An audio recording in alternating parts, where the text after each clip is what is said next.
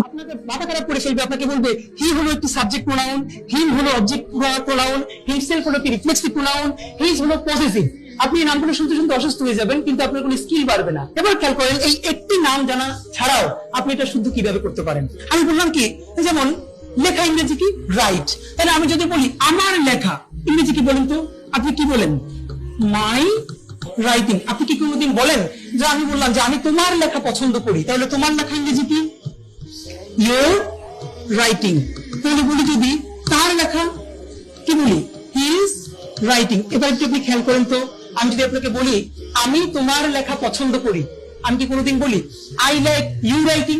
তাহলে আমার লেখা মাই রাইটিং, তোমার লেখা ইউর রাইটিং, তার লেখা হিজ রাইটিং। একইভাবে যদি বলি আমার যাওয়া মাই গোয়িং, তোমার যাওয়া ইউর গোয়িং, তার যাওয়া হিজ গোয়িং, তাহলে তার যাওয়া ইংরেজি কি? এই যে he is going, he is living.